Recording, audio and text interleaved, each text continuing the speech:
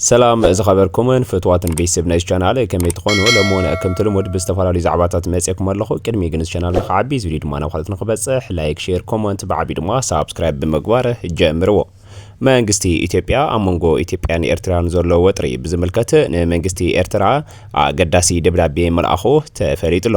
ኣብ ዓፋር ምስ ዘለው ዕጥቋት ዘሎ ፈላላይ ብሰላምን እዘትን ንኽፍታሕ ቢሮን ሰላምን ጸጥታን ትግራይ ጸዊዑ ኣብ አዲስ አበባ ተጋሩ ምእሳር ከም ዝተጀመረ ወን ካሊእ ዝበጽሐና ሓበሬታ እዩ ብርሃነ ገብረ ገርግስ ሰብ ዝሰኣነ ዘብ ብዝብል ዝፍለጥ ቅድሚ ሂደት መዓልትታት ማለት እውን ተኣሲሩ ዝነበረ እንትኾነ ናብ ሕክምና ምእታው ድማ ተፈሊጥሎ ናብ ሕክምና ምእታው ምኽንያት እንታይ እዩ ዝብሎን ካልኦትን ዛዕባታት ናባኹም ኸነብልልኩም ኢና እስካብ መወዳእታ ሓቢርኩምና ኽትጸንሑ ዕድመና እዩ أو هيا أولاد زي اللونج أديس أسفلت هيا أولاد زي اللونج يا وديت إحنا بيتنا ونا ما نمسون ديكر كلهم تقارح واتي يا وديت إحنا زي اللونج ها بيت ها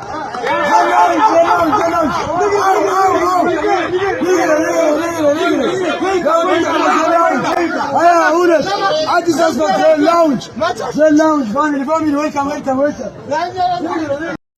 ኣብ አዲስ አበባ ተጋሩ ዝኾኑ መለለይ መንነቶም እናራኣኻ ፈሊኻ ምእሳር ከም ዝተጀመረ ተፈሊጥሎ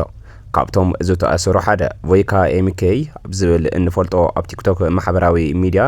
ኣብ አዲስ አበባ ምእሳሩ ትማሊ ተፈሊጥሎ ኣቦ ሰላም ብዝብል እንፈልጦ ቮይካ ቲክቶከር ኣብ አዲስ አበባ ካብ 22 ተገፊፉ ምስ ብዙሓት ተጋሩ ኣብ 24 አዲስ መምርያ ኮንዶሚኒየም ኣብ ዝበሃል ቦታ ተኣሲሮም ከም ዘለው ድማ ተፈሊጥሎ መለለይ መንነቶም ናይ ተጋሩ ምዃኑ ተራእዩ ከም ዝተኣሰሩ እውን ሓቢሩሎ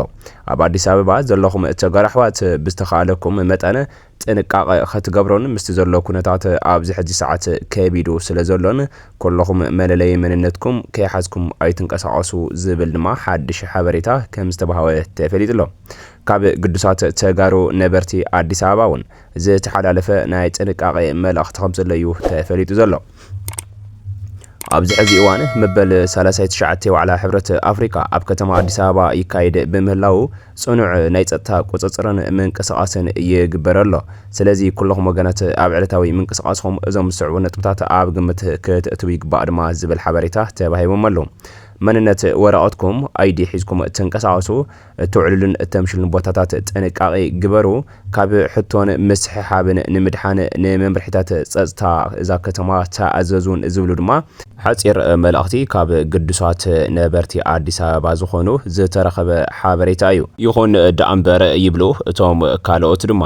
እዚ ንመበለ 39 ዝግበር ዘሎ ዋዕላ ሕብረት አፍሪካ ጥራሕ ዘይኾነ መበገሲኡስ ምስቲ ዘሎ ሃዋህው ኩነታት ተጋሩ ብፍሊ እናተጠመቱን ብዘይ ምንም ዘይገበርዎ ገበን ግዚ ሰሪሕኩም ኢኹም እናተባሃሉ በቶም አዲስ አበባ ጸጥታ ሓይልታት ክእሰሩ ይግበሩ ምህላውን ካብ ካሊእ ክፍለ ከተማታት ዝበጽሕና ሓበሬታ እዩ ስለዚ መበገሲኡ ናይቲ ስብሰባ ወይም ድማ ናይቲ ዋዕላ ጥራሕ ዘይኮነስ ንትግራዋይ ኮኔልካ ናብ ዘይተደለየ ነገር ንምእታው ዝስራሕ ዘሎ ስርሒት እዩ ተባሂሉ ዘሎ መንግስቲ ኢትዮጵያ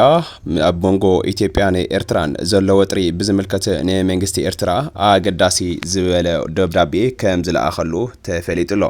ትሕዝቶ ናይዚ ደብዳቤ ድማ እንታይ ይብል ንዝብል ነገር ከምዚ ዝስዕብ ከነቕርበልኩም ኢና እቲ መግለጺ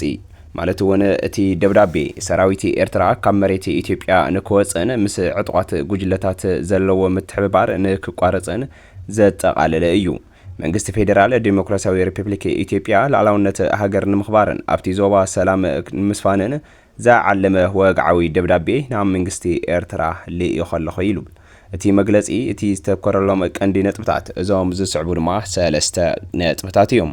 موزع سراويت إرترا أب سميناوي مبرق دوبات إثيوبيا زجبر ملكات وتدراوي من قصقاسنا أو بمبالة بهسوس كامرة إثيوبيا نكوز ساويت مقرابون دقف عطوات منجستي إرترا مستوم أب سميناوي معرب دوبات زنقصقاس عطوات حالتات زجبر زلوا وتدراوي متحببارنا كاتتاوي دقفن كقارصون محتاتو ساويت نلزب زبل دمات سالساينطبي نإثيوبيا تي نلعلي فرق كفل زمن زقصله عدت قجت بزته نمفتاح دلوتي موخانا زقلص إيو يبل በዛዕባ ወደብ ዓሰብ ዘቐረበ ሕቶውን መንግስቲ ኤርትራ ነቲ ናይ ምውፃእ ሰራዊትን ምኽባር ላዕላውነትን ጠለብ ብኣወንታን ተተቐቢልዎ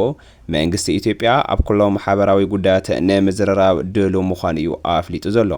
እዚ ድማ ጉዳይ ባሕርን ኣብ ወደብ ዓሰብ ናይ ምጥቃም መሰልን ዘጠቓልል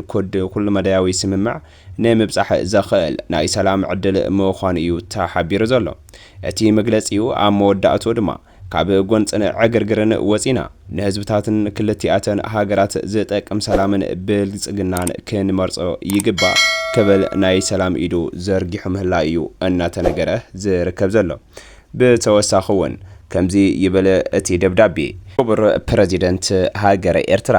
ንነዊሕ እዋን ሓይልታት ኤርትራ ኣብ ሓበራዊ ዶብና መሬት ኢትዮጵያ ሒዞም መንግስቲ ኤርትራ ኣብ ኢትዮጵያ ንዝርከብ ዝተፈላለዩ ዕጡቓት ጉጅለታት ቀጥታውን ንዋታውን ደገፍ ሓገዝ ክገብርን ጸኒሑ እዩ። እዚ ግህሰት ግዝኣታዊ ሓድነትናን ልኡላውነትናን ክእረም ጸዊዕና ኣለና። እዚ ተደጋጋሚ ጻውዒት መልሲ ኣይተዋሃወን። ኣብ ዝሓለፈ ሒደት መዓልታት ዘጋጠመ ምዕባለታት መንግስቲ ኤርትራ ዝያዳ ዕጡቕ መንገዲ ክመርጽ ገይርዎ እዩ። ወታደራዊ ኤርትራ ብሰሜናዊ ምብራቕ ዶባትና ናብ መሬት ኤርትራ ብምእታውን ሓይልታት ኤርትራ ምስ ተቃወምቲ ጉጅለታት ኣብ ሰሜናዊ ምዕራብ ዶባትና ዘካይዶ ሓበራዊ ወታደራዊ ስርሒታት ምልዓልን ጥራሕ ዘይኮነስ ቀጥታዊ ተግባራት ምጥቃዕ እዩ። መንግስቲ ኤርትራ ነዚ ዘይቅበል ኩነታት ንምቁራጽ ሰራዊትና ብቕልጡፍ ካብ መሬት ኢትዮጵያ ክወፅእን ምስ ጉጅለታት ዓመፅቲ ዝገብሮ ኩሉ ምትሕባር ካቋርፅን ድማ ደጊምና ጻውዒትና ቀሪብና ኣለና ይብል። ልዕሊ ፍርቂ ዘመን ጸንሐ ግጭት ናይ ክልቲኦም ሃገራት ገላጺ ባህሪ ኮይኑ ጸኒሑ እዩ። እዚ ዕደት ዓመፅን ዘይምትእማንን ብዘተ ዲፕሎማስያውን ጽምዶን ክስበር ከም ዝኽእል ድማ ንኣምን ይብል። ስለዚ ህዝብናን ዞባናን ካብ ግጭትን ህውከትን ሰላም ረሃዋን ክትመርጹ ዝላቦ ሰናይ ድሌት ንሰናይ ትምኒታን እዩ ይብል። እዚ ንኤርትራ ዝተለኣኸ ደብዳቤ ዓፋር ዘለው ዕጡቓት ዘሎ ኣፈላላይ ብሰላምን ዘተን ክፍታሕ ቢሮ ሰላምን ጸጥታን ትግራይ ጻውዒት ምቕራቦ ተፈሊጡሎ። ኣውራምባ ታይምስ መቐለ ኣብ ዓፋር ምስ ዘለው ዕጡቓት ዘሎ ኣፈላላይ ብሰላምን ዘተን ክፍታሕ ብተጋሩ መርሕቲ ሃይማኖትን ሽማግለታት ዓድን ዝግበር ዘሎ ጻዕሪ ተጠናኺሩ ንኽቕጽል ቢሮ ሰላምን ጸጥታን ትግራይ ምጽውዕ ተፈሊጡ። ትማሊ ኣጋምሸት ዝተቓልሐ ናይቲ ቢሮ መግለጺ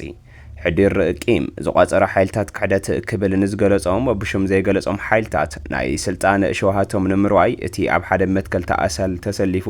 ብሄራዊ ቅያስ ሰርሕ ሰራዊት ግዳይ ትርጉም ኣልቦ መስዋዕትነት ይገብርዎ ኣለዉ ክብል ድማ መኽሳሱ እዩ ተፈሊጡ ዘሎ። እዚ ተግባር እዚ ዝብል እቲ መግለጺ እዚ ተግባር እዚ ነዚ ስራሕ ቅያ ዝኾነ ሰራዊትና ዘራኸስ ወመጻኢ ብሄራዊ ሕድልናን ክህቐምን ተወጢኑ ዝተሃቀነ ናይ ጸላእቲ ተኽታኽ ተግባር ከም ዝኾነ ብምሕባር ክሳብ ሎሚ መስዋዕቲ እናኸፈልና ግዱብ ዝሓለፈ ትዕግስቲ ጌርና ክብል ኣብ መግለጺኡ ኣስፋሕ ኣቢሉ ድሕሪ ምብርህራህ መንግስቲ ይኹን ሰራዊት ውሽጣዊ ጉዳያትና ብቲ ክቡር ያታዊ ኣተሓሕታ ጎንፂ ኣቢልካ እቲ ጸገም ንምእላይ ብመሪሕነት ሃይማኖት ብዓበይቲ ዓድን ኣቦ ጎረባትን ብልዝብ ንምፍታሕ ብዙሕ ግዜ እኳ እንተጻዓርና ክሳኸዐልና ኣይከኣልናን ይብል። ከም መግለጺ ቢሮ ሰላምን ጸጥታን ተልእኾ ጸላእቲ ተቐቢሎም ክብል ንዝገለጾም ነባር ፖለቲካውን ወተደራውን ኣመራርሓ ውልቃውን ቁጠባብን ረብሖም ንኸማእኸሉ ኢሎም እንደመኛታት ጸላእቲ ደጀን ኮይኖም ክብል ኣትሪሩ ድማ ኸሲሱ እዩ። እቲ መግለጺ ካብዚ ብተወሳኺ ነቲ ጉዳይ መኣዝኑ ኣስሒቶም ናብ ጎንፂ ከምርሕ ገይሮም ትግራይ ጉዳይ ዘይተደለየ መስዋዕቲ ክትኾን ይገብርዋ ኣለዉ ክብል የብርህር ኣለዉ። እቲ ናይ ቢሮ ሰላምን ጸጥታን መግለጺ ካብዚ ብተወሳኺ እቲ ሕዚ ዝኽፈል ዘሎ ዝብል መስዋዕቲ ትግራይ ዘየድሕን እኳ ዳኣስ ብሄራዊ ጥፋኣት ዘስዕብ ከንቱ መስዋዕቲ ምዃኑ ብምሕባር ብዚ ወዓል ሕደር ከብቅዕ ከም ዘለዎን ውሽጣዊ ጉዳይ ተግባር ትግራይ ብውሽጣዊ ፖለቲካዊ ልዝብን ያታዊ ኣፈታትሓን እምበር ብኣፎም ክፍታሕን ከም ዘይፍታሕን መትከላዊ እምነትና ምዃኑ ፈታውን ጸላእን ክፈልጠላ ንደሊ ክብል መግለጺኡ ምዝዛምኡ ተፈሊጡሎ። ሰብ ዝሰኣነ ሰብ ብርሃነ ገብረ ገርግስ ወይም ድማ ልፍዓተይ ተስፋ ብዝብል ኣብ ማሕበራዊ ሚድያ እንፈልጦ ዝነበርና ቅድሚ ሒደት መዓልትታት ማለት እውን ቅድሚ ሓደ ወርሒ ኣቢሉ ናብ እስር ቤት ዝወረደ ተቓላሳይ ሕጂ ድማ ናብ ሕክምና ምእታው ተፈሊጡሎ። መንስኤ ሕክምና ምእታው ድማ እቲ ኣብቲ ተኣሲሩሉ ዝነበረ ኣብ ግንባር ምዕራብ እንዳባጉና ኣከባቢ እንትኾን በቲ ናይ ሰራዊት ዝበጽሖ ደብዳብ ምዃኑ ድማ ተፈሊጡ እዩ። እዚ ሰብዚ ብግሉ ተኣሲሩ ዘይኮነስ ኣብ ኣሃዱ እዮም ሒዞሞ ዘለዉ እምበር ምእሳር ኣይኮነን ዝበለ ሓደ ብጻዩ ነገር ግን ብዘይፍለጥ ምኽንያት ንበይንፈልዮም ክወቕዕዎን ክቆጥቁጥዎን ምውዓሎም ተፈሊጡ ኣሎ ብርሃነ ገብረ ገርግስ ንምንታይ ተወቂዑ ዝበለ ዋላ ሓደ ሰብ እኳ ዘየለ እንትኾን ነገር ግን በቲ ቅድሚ ሕጂ ኣነ ካብ ሕወሓት ተነፂለ እየ ምስ ሕወሓት ዛራኸበኒ ጉዳይ የብለይን ዝበለ እንትኾን ንምንታይ ኢኻ ከምኡ ኢልካ ንምንታይ ሒዝካዮ ዝነበርካ ብመንግስቲ ማለት እውን ብውድብ ሕወሓት ተባሂብካ ዝነበረ ሓላፍነት ጠንጢንካ ጀሚርካዮ ዝነበርካ ጽምዶ ገዲፍካ ካሊእ ሓሳብ ዝመረፅካ ካሊእ መንገዲ ዝሓዝካ ኢሎም ነገር ግን እሱ ምንም ዓይነት መልሲ ከም ዘይሃወውን ኣብ ህይወተይ ከም ድሌተይ ከም ዝበሎምን በላብ ህይወትካ ከም ድሌትካ እንተኮይኑ እዚኣ እውን ከም ድሌትካ እያ ኢሎም ብበትሪ ክቆጥቁጥዎ ምውዓሎም እዩ ተፈሊጡ ዘሎ ነገር ግን ብጣዕሚ ዝሕዝን ነገር ዓብይ መህሰይቲ ከም ዝበፅሖን ዛጊድ ድማ ኣብ ሽረ ሕክምና ኣትዩ ምህላይ እዩ ተፈሊጡ ዘሎ በአርከስ ክቡራትን ፎቶዋትን ተኸታተልትና ነዚ ናሎሚ ዝወልናልኩም ዛዕባታት እዚኦም ይመስል ነይሮም እስካብ መወዳእታ ሓቢርኩምና ስለ ዝጸናሕኹም እንዳመስገንኩ ቅድሚ ምውጻእኹም ግን እዚ ቻናል ንኽዓቢ እዚ ቪድዮ ድማ ናብ ካልኦት ንኽበጽሕ ላይክ ሼር ኮመንት ብዓቢ ድማ ሳብስክራይብ ከይገበርኩም ከይትወጹ